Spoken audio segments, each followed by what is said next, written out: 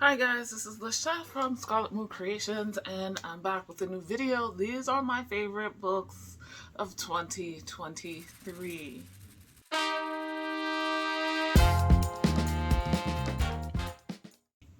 I'm so excited to finally be here. But before we get into talking about the books, we gotta talk about the links in my description that are still there because unfortunately these atrocities on fellow human beings are still being committed. So if you have not, or it's time for you to check out another link, in the description I have links to what is going on in Palestine and Gaza, how the Israelis are basically committing genocide against the Palestinian people and taking over their land, and what you can do to help. Not only are there letters and things you can send to your local congressmen and representatives to let them know that you are not for this. Please stop sending my tax-paying money to Israel. We have enough issues of our own here. Keeping in mind that this is an election year here in the United States, and it's really important that you let these people know that this is important to you as well. But also ways you can donate not just money, but aid, clothing. By aid, I mean medical aid, clothing, food, water, eSIMs, because Israel quite often turns off the water and electricity and the internet. So the people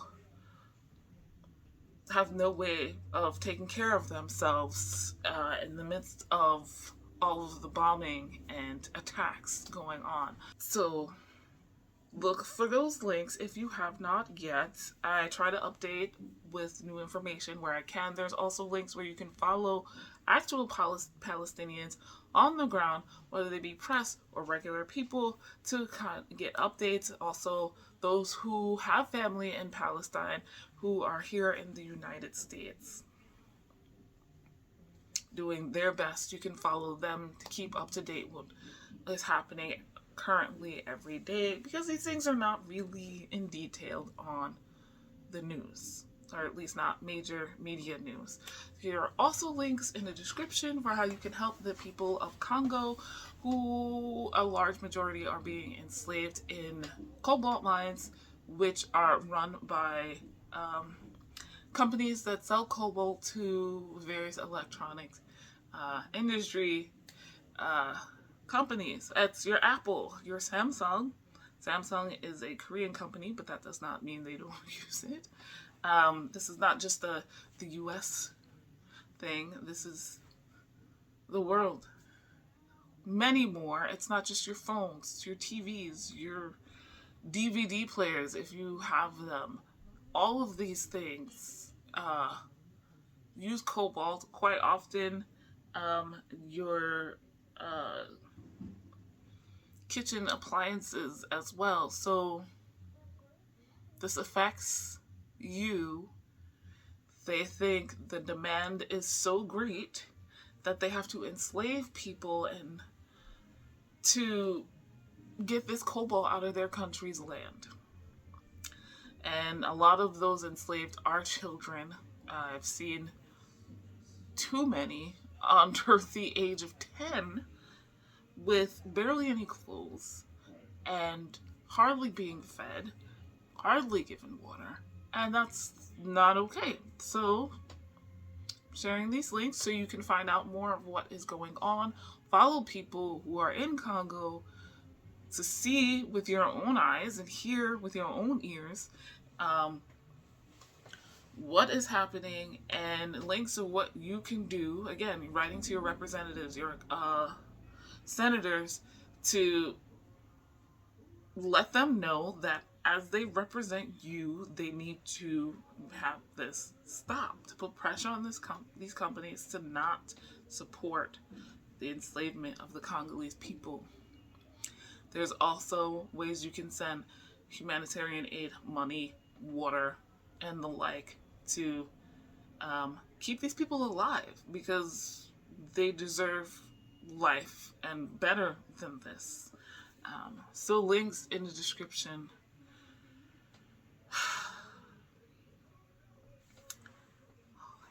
It's always awkward to switch gears after talking about that, but it needs to be said. The books I'm going to talk about are my favorites of this year, and I've mentioned in previous videos that what really puts certain books over the top is how emotionally invested I become in the people. And this is not different from real life for me, right? People are what make this world worth it. People, not just people, living beings are what make this world worth living in. Coexisting with other people, with plants and animals, and learning from them, learning of them, watching their joy and growth in life is something that does it for me. And it's the same in books. As much as quite often it is escapism, like, human beings are writing these books. It's not like I'm divorced from that idea. Quite often I use books not completely as escapism, but as a way to let my brain process the emotions of the real world. And human beings writing these books, they're not, I mean, they're using their imagination, but it's not out of nowhere, right? They draw from real life. And, whether you enjoy the book or not is, a personal taste and whatnot. But I guess this is a really good introduction to the first of my favorites that I read in 2023. That was March, Volume 1 by John Lewis and Andrew Aiden and Nate Powell. John Lewis is a very famous man here in the United States. He was one of the Washington Six who participated in that civil rights march on Washington in the 60s with like Martin Luther King Jr., whose holiday recently passed earlier this week. This was a book I picked up thanks to the Realm of Comics Book Club. It was the April pick. We were supposed to read volumes 1 through 3, and I did. This is a nonfiction, and it's called March because it's about the civil rights movement in the 50s and 60s. And I learned a lot more about John Lewis's life and the on-the-ground movement for the civil rights of Black people in particular. More details than I had in the past, so I truly appreciated it for that. I think Volume 2 is more emotionally charged for me personally, but it is what it is. In particular, I learned a whole lot more about the non-violent movement and aspect. This is a graphic novel, part 1 of the trilogy, and Andrew Aiden is the co-writer. He's been working for John Lewis for decades, and Nate Powell is the illustrator that they worked with. The art style is amazing. The emotion in the characters' faces I also love the color palette that was used. It's just so great. And how can I not? 5 stars. Surprising no one. The next book that was my favorite is also emotionally charged in a completely different way. This is fiction. It is Fool's Fate by Robin Hobb. This is book 3 in the Tawny Man trilogy, the third trilogy in the realm of the Elderling series, all by Robin Hobb. We are back with Fitz and the Fool. They're older. They're supposedly wiser. We'll see. I cried through literally half this book. The last 400 pages. Not at all surprising. Fitz is one of those characters that had me from the jump. In the first trilogy, the Farseer trilogy, right, we're following him from childhood, and so I'm already hooked. I kind of fell off with the second trilogy. I forget if it's Rain Wild or what. But back with Fitz and the Fool, this book didn't go anywhere that I expected it to, but it crushed me in an emotional roller coaster, and Robin Hobb is very much able to do that, particularly to me. So here we are. There's a lot of themes about family and fatherhood and childhood. There's a lot of parallels now for Fitz with the Fitz now as he's 30 plus versus Fitz as a kid, and the adults in his life. Like, I can't say too much more because it would be spoiling the series. So now that we're at book 7, the Farseer trilogy, the first book, we're following Fitz, who I think he's 7, when his mother passes away and his maternal grandfather is like, I'm not taking care of him anymore. So he brings him to the King's Keep where his father supposedly is. And it becomes known that Fitz is the bastard son of the prince. Prince abdicates, leaves because he has a wife, and supposedly for Fitz's safety because there's a lot of court intrigue and other things going on. The king doesn't know what to do with Fitz, so he gives him into the care of the stable master who kind of raises him until Fitz, in a couple of years, the king decides, you know what, he's a part of the Farseer line, the royal line, but he's a bastard, so that will make him a great spy and assassin. And the story goes from there.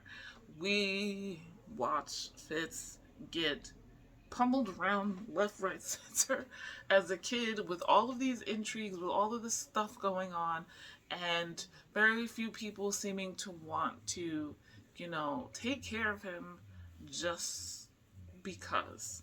You feel for this kid and all of the shit that he is run through. But he survives.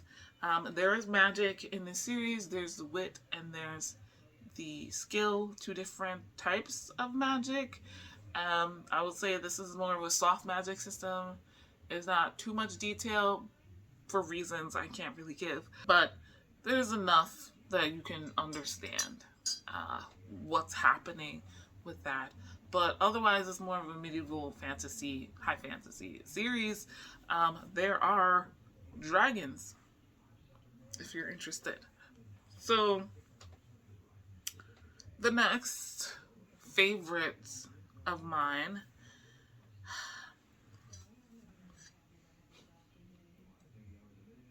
it's Slay by Laurel K. Hamilton, book 30, and the Anita Big Vampire Hunter series. So, if you've been following along the past couple of weeks, The book before this, book 29, Smolder, made it into my most disappointing books of the year. Believe me when I tell you, I know. And I'm not even lying to you when I say that the irony is hilarious. Like, it's there. It is what it is. Like, I was saying, Smolder is the worst book in this series so far.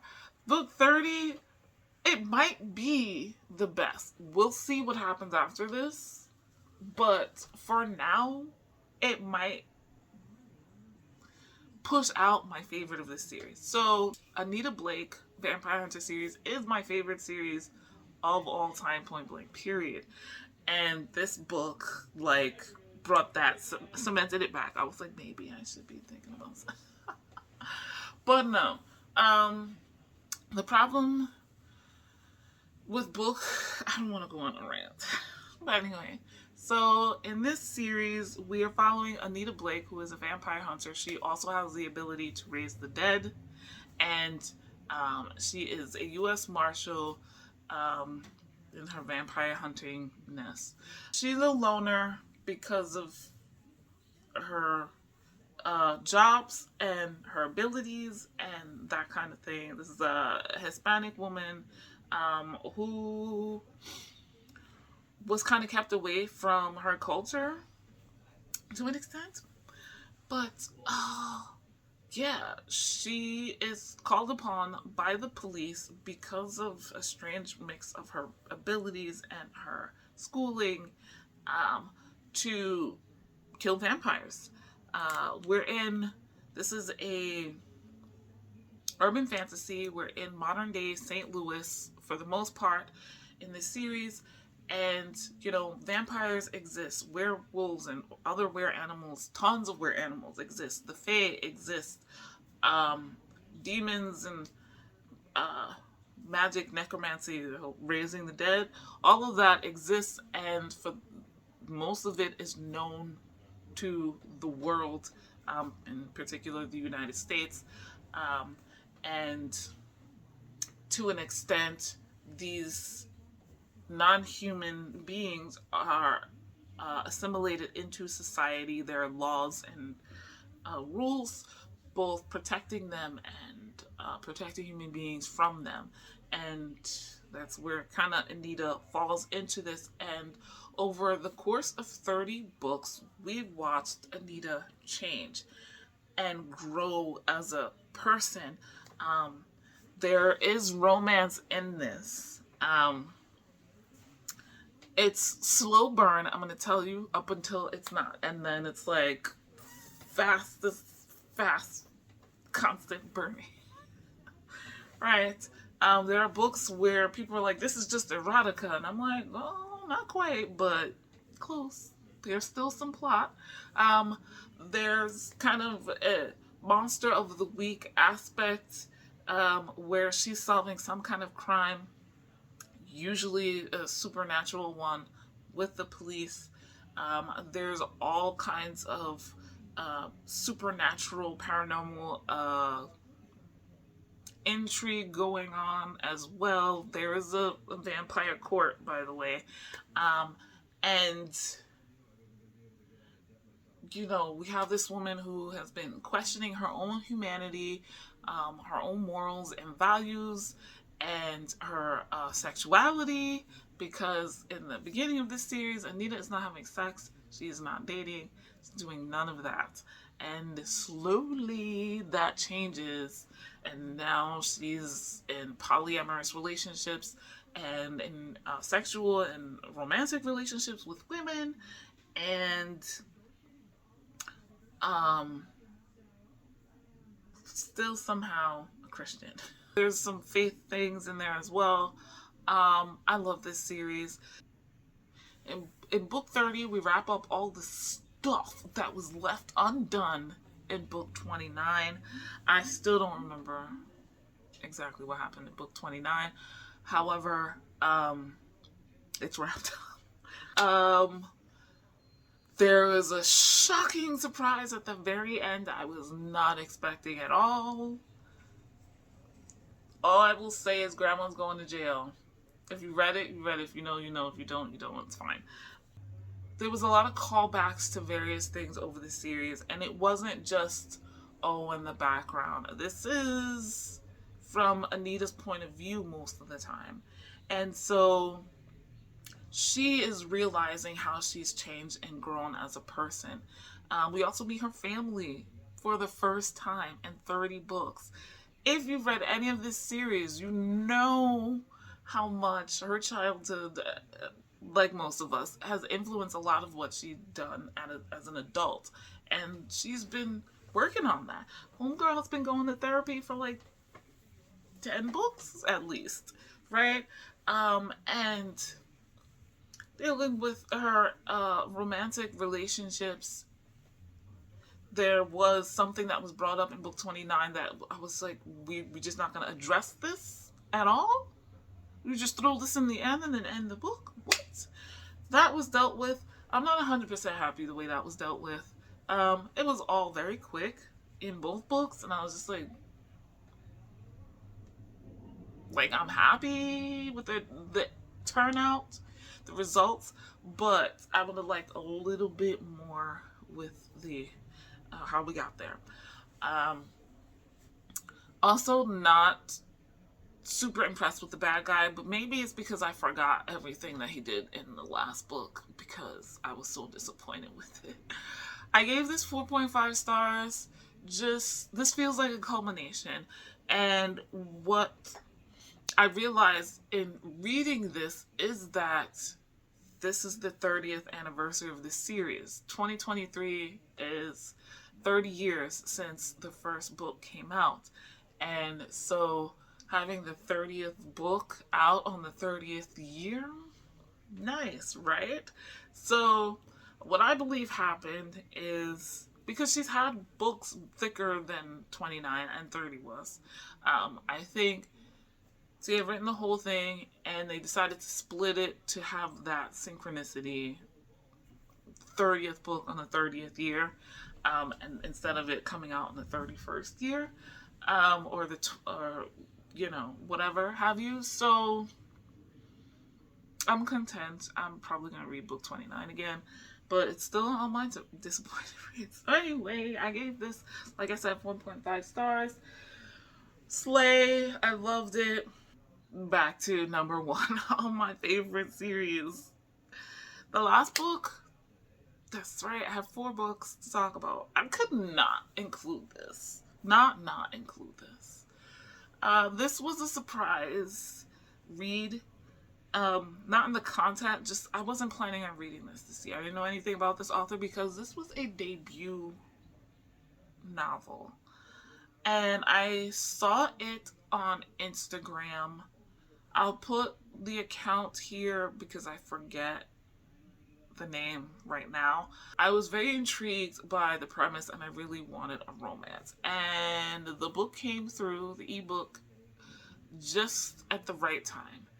I was ready for it and I was in the mood and I thoroughly enjoyed this. Lizards Hold the Sun by Danny Trujillo is an indigenous romance.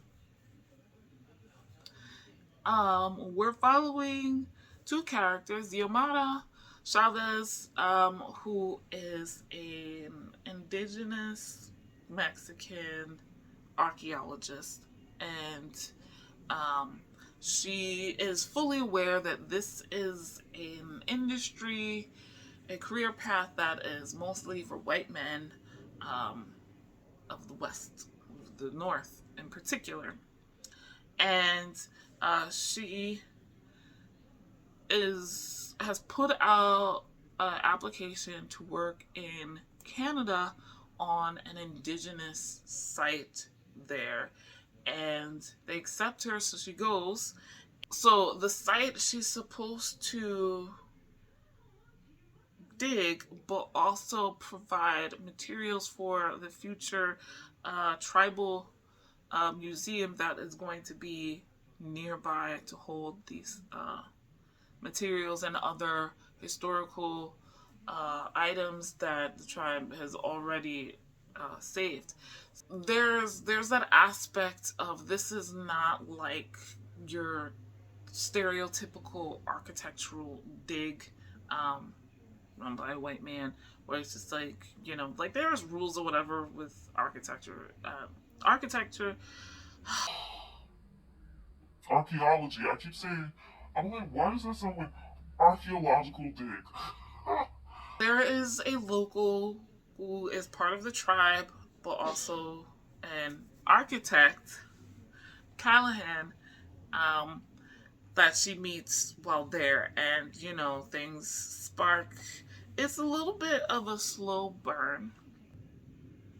I'll say it's a medium burn. I don't know. I'm still like trying to remember all the trope terms or whatever. Um, I love this. It was sweet. It was like a balm to my soul. The romance. It's not very angsty or dramatic. There's a little bit of something. I will say there was a moment um, where there is some drama, particularly on Callahan's part, but not like he's just very emotional, which is not bad. I just wasn't expecting it. He has been staying on, you know, their land because his father is getting older, and even though he has an architecture degree, he hasn't really done much with it since he got it. He's the oldest sibling, and we know how that is. This is his first project, and you know, Xiomara is like no work relationships, and he's like, you know, he's into her, but also a little concerned that she's not from around there. It's like trying to, you know, in any relationship, trying to, you know, mesh their two lives together, trying to see how a relationship between the two of them can work. There's a weird thing with another dude there, and I was happy that didn't turn out too stereotypical or tropey. But it was funny how it turned out. I was just like, this dude needs to stop because clearly she has more chemistry with Callahan. So the archaeology stuff I loved. Not a job that I come across too often in romances or any fiction books I read. So I appreciated that. And then seeing, you know, from Xiomara's point of view in her schooling and her background, how it can be different when we're talking about indigenous sites and particular cultures and how they deal with it versus, you know, the white man's archaeology and whatnot. They have their traditions and that need to be respected, and that is them picking her, you know, basically from another country, is indicative of like what they feel like she'll be more respectful, and that was interesting to see. So I gave that 4.5 stars. I was just like, I was in love with the both of them. They both sound absolutely gorgeous.